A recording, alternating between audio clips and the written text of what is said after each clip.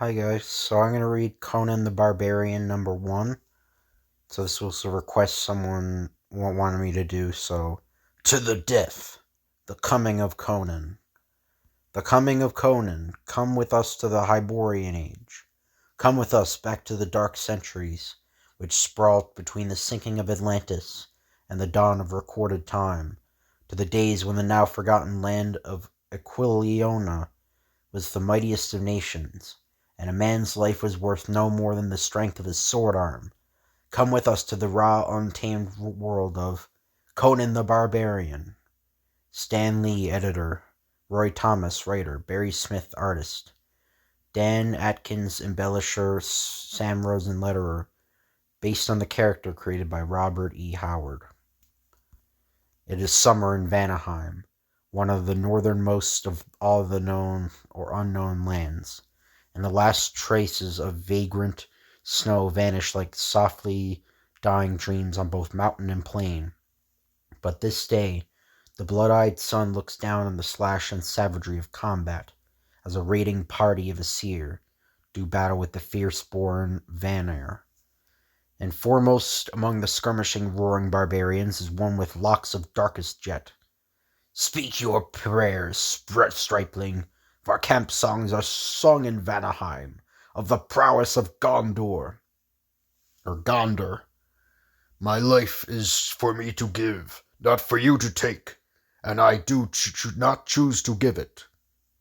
Yet, perhaps men shall sing one last song of boastful Gondor. If so, they say that he was the first man of the Vanir to fall before the slicing of the sword of Conan the Cimmerian. I don't know, it should be Barbarian. I guess he's a Cimmerian. So, Conan the Cimmerian. In time to come, a name to conjure with. But now Conan is merely a mighty-thewed youth, fresh from his first taste of battle at Venerium, and become a mercenary with his raiding band from the nearby borders of windswept Asgard.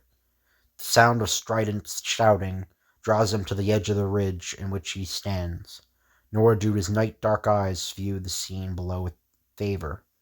The bearded Aesir, besieged by a trio of yapping foes. No affair of mine. I've done my day's work for Aesir gold. Still, why should one lion die and 3 jackals live? By Crom they shall not, and by Crom they shall not. By then, his blade cutting a deadly arc, the grim youth wades through the clangor of battle, all the time seeing nothing save the valiant bearded Aesir and the 3 who beset him. He is down, the tall one is fallen. Then strike, for we cannot hold him long. You Vanir dogs, all. The next instant a bolt of living lightning, and 2 men of Vanaheim shall never rise again. Ha! If you can handle 2 of these pigs, dark hair, surely Olaf will have no trouble with the 3rd. I never thought you would, my friend. Insolent youth! Just because you saved my life, don't dare to call me friend until I tell... Wait! What is the others are shouting? They're fleeing then. We've won. Then I'll teach that red-haired scum to come sneaking over our borders where they can't even defend their own. Let's go after them. Don't chase them, let them run. He's right, lads. First we bind our wounds and bury our dead. Time enough then to carry the fight to the dog's own camp. You take command quickly, boy. For one I saw join our party only this morning. But you don't seem to know it's Olaf who gives the orders here. What's your name? I am Conan, a Cimmerian. And a young one at that. You're a long way from home, boy. Got the wanderlust, eh? Well, you saved my withered hide, sure enough, and here's my hand for it. Tell me, why do you join our band instead of theirs? We both pay off in good northern gold, but you Aesir pay more. An honest Cimmerian, eh? Well, Olaf likes that. Well, I figure that those dogs will stop to rest at that pass yonder, so we'll climb around and attack them from above. What do you think of that, lad? You pay, so you lead. You know, Conan, I think perhaps you are too honest. Besides, you talk too much. While not far distant behind hastily erected defenses, the bone-weary men of Vanaheim weigh their chances. Another straggler, bearing his dead comrade. This morning we outnumbered our foremen. Now our forces are halved. Curse the day we first looted the border towns of Asgard. Soft, lad, lest your grumbling reaches the ears of Wolf himself. And apart from his men sit their leader, tall and lithe, his mind alive with the wild cunning of the beast whose hide he wears, the wily Volf. The men go restive, mighty one, fearful, and not without cause, Hothar. With Gondor dead, we have no warrior who can stand against grim Olaf or the dark-haired cur who saved him. But they, just because they might die, Hothar, does it follow that we must perish with them? I see your meaning, great Volf. Oh, it says, my men are cutthroats, but not stupid ones. They know full well that the sun sets, they'll hold this gorge with their life's blood. Men of the Northlands, heed my words. Hothar and I go call upon the gods to see their favor this day. You will remain here until the hour when we return. Hey, Wolf! You said our men weren't fools, great Wolf. Yet did cattle ever wait slaughter more willingly? Sorry about, they'll flee after they've muddled it over long enough. But even then, they'll form a buffer between us and the vengeful Aesir. Oh, what's this I see before me? A cave, with strange symbols above its entrance, and a ghostly glow from somewhere within. Come, let's see what lies beyond these stone portals. Enter, Wolf, enter, Hothar. I have been waiting for you. An old man, as thin as death itself, and a young girl. Who are they to dwell in these lonely hills? And how come the old one knows our names? That we'll learn, Hothar, when they accept their invitation. Perhaps they can guide us through these mountains, to a place where our pursuers can never find us. Follow me, but be on guard for Aesir trickery. You will find no treachery here, wily one. My hair, when I did have it, was scarlet as your own. By the gods, this place is a cave without, and a temple within. If naught else, we can hide here for a time. I still say beware. And I say, scoffer, that you need not fear Skarkosh, he who is called the shaman. Your coming was foretold to me in a vision I had, when last I gazed into yonder starstone. Years ago it fell from the many-jeweled sky. Then perhaps you could call up forces which may yet bring me victory. That I can, for a price. I have need of a strong young warrior captive, far mightier than either of you. There be such among your foremen, no?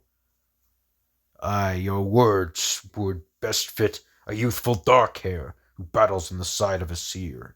But tell me, with the powers you say you have, why do you need such a one? That is my affair. Suffice it to say, it concerns the beauteous handmaiden who sits beside me. She whose smile is made more bearable in old man's self-exile. Well, are my terms agreed to? What have I to lose? Unleash your phantom army.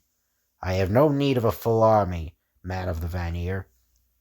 Now be silent, and you will observe marvels such as are whispered about over slowly dying campfires.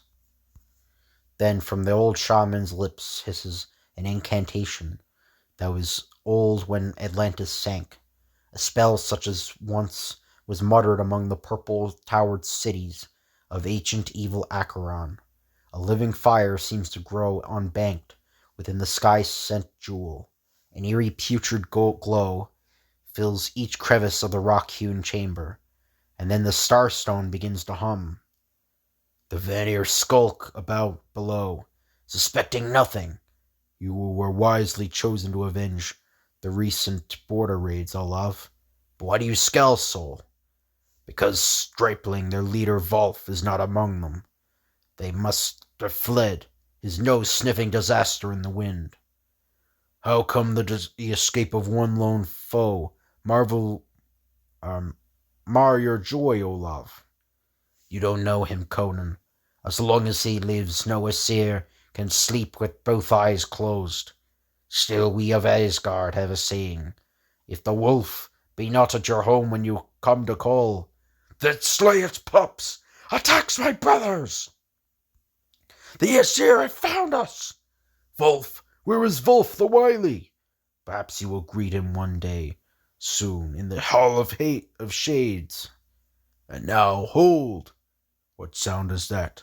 Like the beating of 1,000 angry wings. Not 1,000, youth, only 3 pairs, but fixed to the bodies of monsters. Look there in the heavens, at the horrid demon horde which descend upon us. Crom, flee! What man-forged blade can fend off backed-winged devils?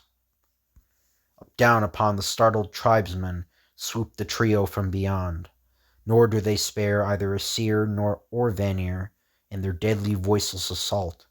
Yet one man stands his ground and is rewarded by a cry such as no living man has heard. The things can't be hurt. Then to me, lads, we'll still save the day. But the day is not for saving, as the pinched shape springs upon Olaf from behind, and he crumples into a lifeless heap. Olaf dead! And now black talons twitch from my throat. For the past few fateful seconds, young Conan is held back from the one-sided battle, for above all else the barbarous Cimmerians do fear things supernatural. But now, on the sight of a valiant life snuffed out like the merest candle, the fear spell is broken. Be you demon or divine, heaven sent or spawned in hell, Olaf shall be avenged! But the barbarian's only answer is the forceful flapping of 2 dark wings, a sudden sensation of weightlessness which loosens his sword grip. And there's some advertisements down there. And a bony hand against which all his youthful strength is useless. Then the feeling of being dropped like some broken rag doll towards peaks on which a blanket of snow still lingers. And finally a nameless, all-consuming blackness. An eternity later, Conan drifts back to the waking world, escorted by the touch of soft fingers, the wafting trace of an exotic scent, the caress of a girl's hushed voice. Arise, young barbarian. Your time is almost come. Who calls Conan? Back from the place of dreams. I am Terara, so called by the great shaman. Shaman? Am I then the prisoner of a sorcerer? You speak quickly to the point. My master is perhaps a sorcerer of sorts, but his powers are not truly his own. They all derive from the Starstone, which foretold even that you would be delivered up unto us. What does he want of me? Am I to be sacrificed upon some pagan altar? No, handsome one. There shall be no sacrifice, but only a trade. A trade? What? But what? Say no more, but keep silence. Without yon wooden bars, the ceremony begins. Then Conan's blood runs cold as he beholds anew the winged demons. Near them, 2 smirking Vanir, and a wizened old one who can only be the shaman. O Starstone, sacred jewel which fell like rain from on high, the Vanir men may still be scoffers, not true believers in your awesome power. Give us a sign of that power, so that the ceremony of transferal may be accomplished. Then before the amazed eyes of Vanir and Cimmerian alike, a vision fills the darkened chamber, a scene of a world that once was. Behold Volusia, mightiest mainland kingdom in the days before Atlantis sank. Even I have never before delved so far in the past. More, great stone, tell us more. Yes, shaman and savages, gaze deeply, see the latter days of Volusia, when the land was oft ruled by barbarian monarchs, and when the greatest of these usurpers was the outcast Atlantean King Kull. Watch in horror now as the cataclysm rocks the world, as earthquakes and volcanoes change the face of a planet, as Volusia herself fades into legend, and the thirst-crazed oceans drink the island men called Atlantis. Next, behold a baby born not 20 winters ago on the battlefield in Chimera, amid a raid by the fearsome Vanir. Look upon that babe now, grown to young manhood, receiving his baptism of fire and sword at distant Venerium, but a winter gone. And now be witness to the most awesome sight of all, as the barbarian amidst a hailing populace crowns himself king of a mighty Hyborian empire. Hold! 'Tis not the past we see now, but the future. Yet the Chimeran can have no future, for he is offered up in a ceremony of transferal. I must see more, still more. While nearby young Conan waits few precious moments, trying to fathom the mysteries of time and space, but continues to test the bars of his makeshift prison. And still the visions dance madly on, revealing man hurled back into an age of stone, and beginning anew his slow upward climb towards wonders undreamed of even in this, the height of the Hyborian Age. By the gods, I seem to behold far off Stygia, under another name, in another time.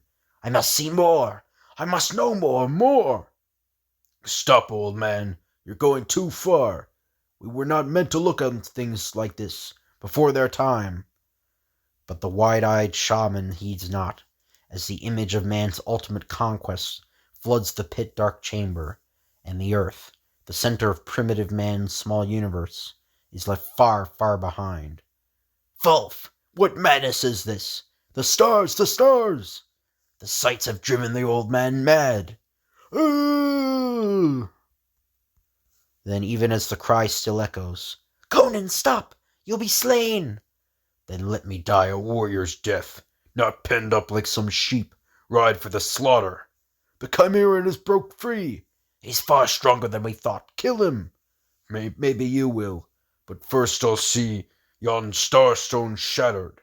From its depths, I know, came the winged devils which slew the valiant Olaf. But you'll call forth no more fiends from beyond. Not while there is yet breath in Conan's body, and strength in Conan's arm. Death to the harbingers of hell! Conan's simple barbarian mind could not have guessed what happens next, as the starstone strikes the chamber wall and erupts in a blazing paroxysm which scatters demons and raider alike, while the young Chimerian scoops up the live form of the girl called Terara and flees in mortal terror for both their lives. And behind them the winged ones fade swiftly back into that dim netherworld which spawned them, like straws consumed by a holocaust, while the dying shaman shouts unavailing spells into the raging inferno. Arrgh! And Vulf the Willy learns at last that all his trickery has but lighted his way to the flaming death. For even as Conan bears his lovely burden into the open air, a fiery explosion rocks the cavern behind them. You fool! You barbarian fool! You have doomed me! Curse this moment of weakness, when I felt pity for you. Doomed? Nay, you're safe now, out of that madman's clutches. You still do not comprehend, but you shall in a few fleeting moments. What are you raving about, woman? Haven't I saved you from the fires within, only to have you mouth nonsense? Crumbs devils! What vile sorcery is this? The female I carried from the cave is one of the winged demons. So you would call me mortal? Not long ago, the old shaman whisked me from my universe within the shattered starstone, transformed me into an earthly handmaid to light his lonely days. But he could not keep me here forever, unless another took my place in my distant world. And that was to be Conan? So you know at last the sorcery of my ceremony of transferal. But now my own cosmos calls me to endure eternally the hellish flames which flicker there. Farewell, fare thee well, mortal, and recall one day that Terra found you fair. Wonder upon wonder, the winged one is gone to worlds where no man can follow. Then there is no more need for spoken words, for none are left alive to hear them. Smoke pours from the shaman's cavern, dark herald of the death that all within have died. Night-winged thoughts flit across Conan's brain, memory of the dread deeds of the day just done, the slaying of a valiant friend, the marvels of an invisible world revealed, images of many towered cities and dying continents, and kings. Wasn't there something about a kingdom? A vision of Conan as a monarch of some unguessed at land. But already the image fades, too long ago, and too fantastic to trouble the mind of a youth who is neither dagger nor venison to sustain him. The moon is a white watching eye, the journey home is hard, and there are no realities worth the wishing, save food and a finely wrought sword. So the end. And then there's like a thing explaining the lore. The Hyborian page, Marvel Comics Group, 625 Madison Avenue, New York, New York, 122. The World of Conan. Conan the Barbarian is the most famous creation of Robert E. Howard, 1906 to 1936. He died really young. One of the greatest writers of weird fantasy who ever lived. A perfectionist. Howard invented a whole world, an entire eon, as it were, in which his chimeran hero could live and fight and conquer. This world was the Earth of 12,000 years ago, between the legendary sinking of ancient Atlantis and the beginnings of written history, a world which man still struggled for dominance over the twin terrors of sword and sorcery. A brief outline of that world is to follow. To understand the Earth as it was in the time of Conan, we must first go back even further to a time 20,000 years gone. Then the major kingdoms on the main continent were the now-forgotten lands, such as Volusia and Grandar, while the barbarians of the great island called Atlantis gradually rose to become a powerful nation themselves, even establishing a foothold on the mainland. But then the cataclysm wrecked the earth. Atlantis and its eastern counterpart, Lemuria, both sank beneath towering waves, and the face of the whole planet was changed. The world sank back into its savage barbarism once more, then slowly began anew its long, painful climb towards civilization. In the far north, a tribe known as the Hyborians grew stronger than their neighbors, and gradually spread over the main continent until they had conquered and settled much of it. It is from them that the period derives its name, the Hyborian Age. Over the centuries, new kingdoms rose in the ashes of the old. Numidia, Zamora, Brenuthia, Zingara, and the most powerful of all, Aquilina. Of course, even then, there were other kingdoms and traditions as well. In the north, there were still such barbarian strongholds, such as Vanaheim, Asgard, Hyboria, and Chimera, the latter being the fierce frozen birthplace of Conan himself. In the south dwelt the mysterious Stygians, ancestors of the Egyptian pharaohs, and the vital black kingdoms such as Kush, while to the east descendants of the ancient Lemurians set up a great empire as the Hykarians.